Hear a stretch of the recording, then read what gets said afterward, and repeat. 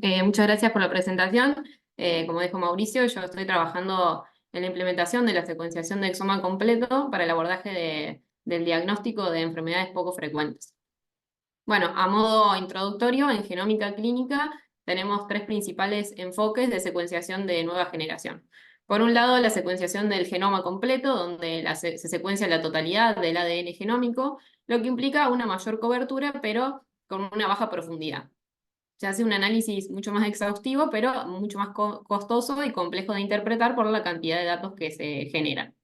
Por otro lado, la secuenciación de exoma completo, donde se captura el 1% de todo el genoma, abarcando todas las regiones codificantes del genoma humano, es decir, aquellas regiones que se transcriben y se traducen a proteínas.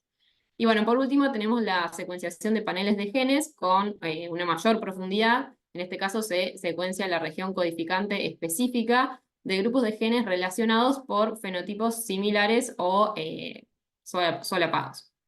Y en la actualidad, la secuenciación del exoma completo se consolidó como una herramienta clave en la investigación clínica de enfermedades, con una sensibilidad diagnóstica cercana al 50%, dependiendo de la variabilidad fenotípica de las patologías estudiadas. La mayoría de las mutaciones puntuales o variantes patogénicas relacionadas con enfermedades se encuentran en esta región codificante del ADN, y esto hace que WES sea una tecnología óptima para su detección. Además, esta tecnología también ofrece un balance bastante excepcional entre el costo y el rendimiento, siendo más rápida y costo efectiva en comparación con la secuenciación del genoma completo. Esto también la convierte en una opción ideal, y especialmente para el diagnóstico de enfermedades raras, ya que también WES no solamente cubre los exones de los genes, solamente de los genes asociados con el fenotipo de estudio, sino que permite identificar nuevos genes en enfermedades que no se conoce todavía la base molecular. Entonces esto amplía significativamente el panorama diagnóstico, y nosotros por ahí muchas veces decimos que esta tecnología es un paraguas tecnológico dada la versatilidad que tiene para el diagnóstico. Sin embargo, como decíamos en la charla anterior, su implementación en la práctica clínica, particularmente en Latinoamérica y bueno, en nuestro país aún más, es bastante limitada, en gran parte debido a la falta de capacitación técnica y médica para el desarrollo y el análisis. Esto frena la adopción en el diagnóstico rutinario, que en realidad es bastante común en países más desarrollados como Estados Unidos y Europa. Esta carencia de recursos humanos especializados muchas veces obliga a tercerizar este servicio al exterior, y esto hace que se encarezcan significativamente los costos de análisis, y bueno, los informes que devuelven de estas empresas no son los mismos que los que hace uno acá en el desarrollo nacional. Entonces esto como resultado al final se vuelve menos accesible para la población. Esto reduce el número de pacientes que pueden beneficiarse debido al alto costo que tienen que pagar para acceder a este tipo de servicios. Entonces este es uno de los primeros desafíos que se presentan, sobre todo en la región de regiones del interior del país. Bueno, esta tecnología se utiliza generalmente, principalmente es importante en situaciones en las que la presentación clínica es incierta y se desconoce el trastorno en cuestión, trastornos genéticamente heterogéneos. Muchas veces un mismo fenotipo puede estar asociado a múltiples patologías que a su vez están asociadas a diferentes genes y viceversa. Entonces, la secuenciación y el análisis de un pequeño número de genes por vez, como por ejemplo con un panel de genes o por sangre o otras tecnologías que se utilizan, puede resultar un proceso bastante largo y mucho más costoso a la larga del tiempo. Entonces también pasa muchas veces que no hay disponible un test genético específico para trastornos específicos. Por ejemplo, en enfermedades raras que son un montón y son muy diferentes. Entonces todo esto puede retrasar aún más el diagnóstico y al final del día termina afectando la calidad de vida del paciente. Entonces podemos ver que la versatilidad de esta técnica realmente la convierte en una herramienta esencial en la práctica clínica. Bueno, en cuanto al flujo de trabajo, en primer lugar, el profesional médico o sí, generalmente médico solicita en el estudio acompañado de una historia clínica. En este punto es muy importante recalcar la importancia de que el médico o el profesional solicitante del estudio brinde un fenotipado de alta calidad del paciente, para de esta forma poder contextualizar las variantes genéticas identificadas y poder brindar una mejor interpretación y un diagnóstico más preciso y completo. En este momento el paciente también firma un consentimiento informado, se toma muestra de sangre periférica, generalmente, también puede ser muestra de saliva, de distintas muestras, a partir de la cual se lleva a cabo la purificación de ADN genómico. Nosotros particularmente usamos reactivos kits, reactivos comerciales. Bueno, la muestra de ADN se anonimiza y nosotros lo que hacemos es enviarla al exterior a secuenciar, generalmente a empresas biotecnológicas de Corea del Sur. Pero particularmente solo tercerizamos la tecnología de secuenciación. Esto hace que el flujo de trabajo sea más costo efectivo. El costo disminuye bastante al solo tercerizar la tecnología de secuenciación. Entonces, desde estas empresas nos envían los datos crudos de secuenciación, que consiste en los archivos FASTQs, que contienen todas las lecturas de la secuenciación, es directamente el archivo que sale del secuenciador. Y bueno, todos estos datos tienen que ser procesados, y bueno, este es el punto fundamental, donde el punto más de trabajo multidisciplinario, que se convierte en un proceso crucial, porque nosotros decimos que es el corazón del proceso, porque necesitamos convertir todos esos datos crudos en información clínicamente útil, y con todo eso lograr un reporte de resultados de calidad. Bien, para el procesamiento de datos nosotros seguimos las recomendaciones del Genome Analysis Toolkit, que consiste en un conjunto de herramientas desarrollado por el Broad Institute, que es ampliamente reconocido en la comunidad científica para el análisis de datos de secuenciación de ADN. A grandes rasgos, en primer lugar, se hace un control de calidad de las lecturas obtenidas, es decir, del archivo FASTQ, para luego realizar el alineamiento y el mapeo de estas lecturas contra el genoma de referencia y obtener así un archivo que denominamos BAM. Luego se hace el llamado de variantes, que es el proceso mediante el cual se identifican estas diferencias entre el ADN del individuo en comparación con una secuencia del genoma de referencia. Sin embargo, en este punto no todas las diferencias encontradas en este punto son variantes reales. Algunos pueden deberse a errores de secuenciación. Entonces, en el medio de todo esto también se hace un filtrado y un refinamiento donde se eliminan estas posibles fuentes de error y nos aseguramos que el archivo BSF que obtenemos sean de variantes detectadas reales y fiables. En ese punto entonces se obtiene un archivo BSF crudo, a partir del cual se hace un anotado de las variantes donde se integra la información funcional y, voy a disminuir esto, la información funcional y estructural de cada variante, tomada de diferentes bases de datos de dominio público y diferentes predictores que permiten predecir el posible impacto de estos SNVs. Una vez obtenido este BCF completo con todas las variantes identificadas y su respectiva anotación, se procede con el proceso de priorización. Esta es la fase posiblemente la parte más manual y laboriosa del proceso, donde acá es donde necesitamos muchos conocimientos adicionales. Este proceso es como buscar una aguja en un pajar. De entre las 70.000 y 80.000 variantes detectadas inicialmente, generalmente con un exoma, debemos aplicar una serie de filtros que nos permitan reducir ese número a las variantes más relevantes para el caso clínico, que generalmente suelen ser una, dos o como mucho tres. Eliminamos las variantes con una frecuencia poblacional alta, ya que las variantes comunes suelen ser benignas. Hacemos paneles virtuales de genes que estén asociados a la patología del paciente y nos enfocamos en variantes con un efecto alto o moderado en la función proteica. En este punto entra en juego la búsqueda manual en la literatura científica, en bases de datos especializadas, el uso de predictores bioinformáticos para poder evaluar la posible patogenicidad de estas variantes. Y bueno, algunos software de ayuda que son de etiquetado automático son Franklin, Parson o la B-Platform, que son desarrollos nacionales y permiten visualizar este archivo de variantes de una forma mucho más amigable. Bueno, para evaluar la patogenicidad o benignidad de las variantes, las clasificamos según los criterios establecidos por el Colegio Americano de Genética y Genómica Médica, o ACMG, y también por las actualizaciones de los expertos de Klinger. Y no sé si muchos ya deben estar familiarizados con esta metodología de ACMG, pero bueno, básicamente consiste en una serie de criterios que se evalúan considerando factores como la frecuencia de la población, el impacto que tiene la proteína, si se reportó previamente en la literatura científica, si hay estudios funcionales que demuestren su efecto. Algunos criterios tienen un peso mayor, como por ejemplo la cosegregación de la variante con la enfermedad en la familia, o si el cambio afecta a un sitio crítico en el gen. Y otros criterios como los predictores bioinformáticos o la frecuencia poblacional baja, tienen un peso menor, pero que también son importantes para la suma total. Entonces estas etiquetas se van sumando y con un veredicto se clasifican a las variantes en 5 categorías.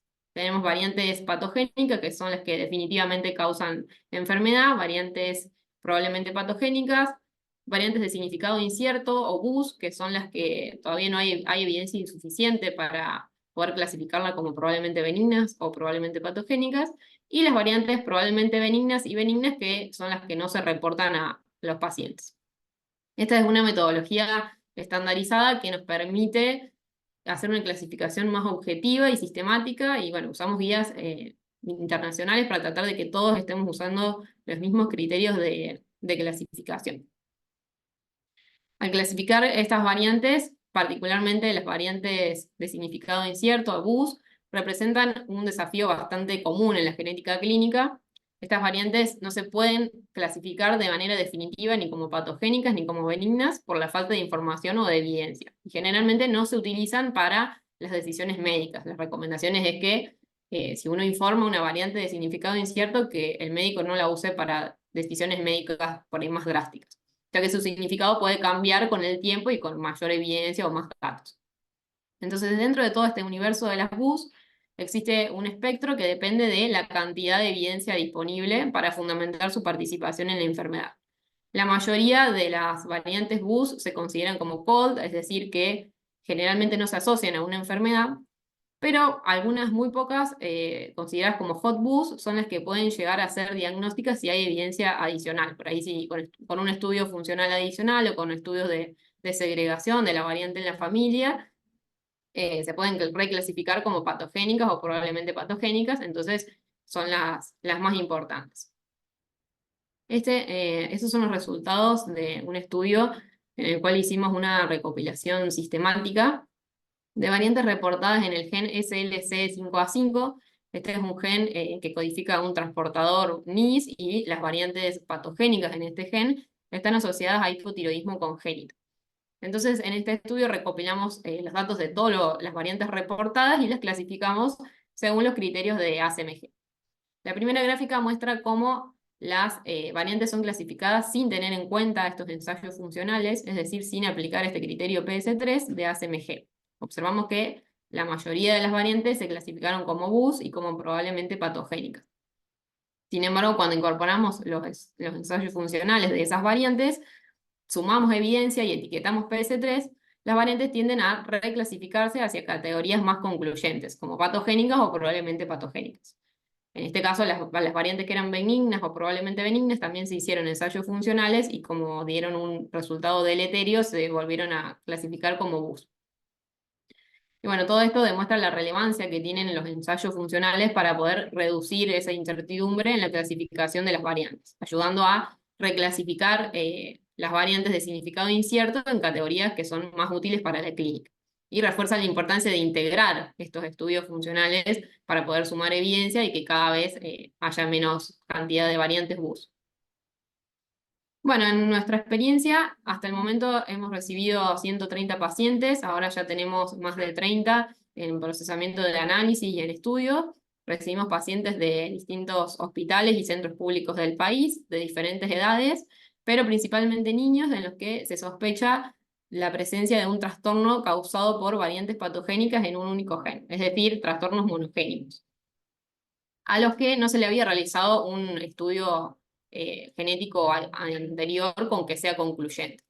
Entonces secuenciamos el exoma de todos estos pacientes y los analizamos en relación a los síntomas clínicos que manifestaban. Bueno, tuvimos un diagnóstico definitivo en el 45% de los pacientes, que esto es comparable con los resultados que se manejan en otras cohortes de estudio, donde la tasa de diagnóstico varía entre el 25 y el 50%. Esto en realidad depende mucho de la complejidad de las enfermedades estudiadas, porque muchas veces tenemos un diagnóstico presuntivo mucho más dirigido, entonces la posibilidad de encontrar una variante diagnóstica es mucho mayor y se acerca al 90%. En el resto, el 16% de los casos quedaron inconclusos. Esto significa que se encontraron variantes genéticas, pero que no se pudo establecer una relación clara con el cuadro clínico del paciente, o por ahí la sigosidad era inadecuada, o faltaba evidencia justamente para clasificar estas variantes como patogénicas o probablemente patogénicas. En este punto, el reanálisis periódico de estos casos inconclusos y negativos es bastante fundamental, porque puede haber nuevas evidencias para reclasificar estas variantes. Entonces es necesario, para poder aprovechar los avances en el conocimiento genómico y aumentando así las posibilidades de que el paciente obtenga un diagnóstico definitivo. Nosotros con este reanálisis periódico logramos diagnosticar 3 pacientes que inicialmente eran negativos. Con un reanálisis periódico obtuvimos un diagnóstico definitivo. Entonces, bueno, nuestros resultados demuestran que WES es una herramienta con mucho potencial en la práctica clínica para diagnosticar enfermedades genéticas particularmente poco frecuentes en pacientes con múltiples síntomas y sospecha de enfermedad monogénica. Además, teniendo en cuenta la odisea diagnóstica que este tipo de enfermedades conllevan, en donde la obtención de un diagnóstico certero para estos pacientes puede demorar entre 5 a 10 años, que es un montón de tiempo, concurriendo a la consulta de diferentes especialistas antes de obtenerlo, diferentes estudios. Y bueno, consideramos que la disminución del tiempo en el diagnóstico exacto del paciente impacta no solamente económica, sino también socialmente, promoviendo la equidad en la atención sanitaria. Bueno, para llevar a cabo este proyecto fue fundamental la colaboración con profesionales de diversas especialidades, médicos, bioinformáticos, biólogos, para poder interpretar adecuadamente los resultados y bueno, esto también nos permite alcanzar una mayor eficiencia diagnóstica. Bueno, un caso de estudio como para presentarles la metodología con la que estamos trabajando. Esta era una paciente femenina de 26 años que fue derivada a la sección de enfermedades metabólicas del Hospital de Niños de Santísima Trinidad de Córdoba por una sospecha de enfermedad metabólica. Entonces se realizaron diferentes estudios de metabolitos, de ácidos grasos, ácidos orgánicos. Bueno, todos los estudios neurometabólicos eran normales. La paciente también presentaba retraso psicomadurativo severo, retraso psicomotor, epilepsias y disbasia. Entonces, también se le realiza una resonancia magnética nuclear que sugiere la posibilidad de una enfermedad de sustancia blanca sin descartar encefalopatía. Y bueno, los médicos plantearon como diagnóstico presuntivo una leucodistrofia genética. Así que bueno, y también se aclaraba que la paciente tenía 2 hermanas que estaban igualmente afectadas, pero de evolución más lenta. Entonces, bueno, hicimos la secuenciación del exoma completo de la paciente y bueno, filtrando por el fenotipo de la misma, identificamos 2 variantes en el gen EIF2B5, 2 variantes missense, ambas en estado de heterocigota. En este gen que es esencial para la síntesis de proteínas y regula la traducción en respuesta al estrés celular. Las variantes patogénicas en este gen se habían asociado previamente a leucoencefalopatía con desaparición de sustancia blanca. Esta es una leucoencefalopatía de herencia autosómica recesiva crónica y progresiva, caracterizada por un deterioro neurológico bastante severo. Y bueno, también en la mayoría de los individuos se producen episodios adicionales de rápido deterioro después de infecciones febriles y traumatismos craneales. Eso nos indicaba la bibliografía y después un detalle a tener en cuenta es que cuando después fuimos a informarle a la familia y a la paciente esto, la madre nos comenta que la paciente había tenido un golpe en la cabeza y después de eso había empezado a manifestar estos síntomas con mayor severidad. Entonces esto coincidía con la clínica asociada a esta patología. Bueno, la primera variante es una variante missense en el cual se produce un cambio de la leucina en la posición 106 por fenilanalina. Esta variante se clasificó como patogénica, había sido reportada previamente en otros casos asociada a individuos que tenían esta enfermedad. Incluso hay estudios funcionales que respaldan que esta variante afecta la función del gen.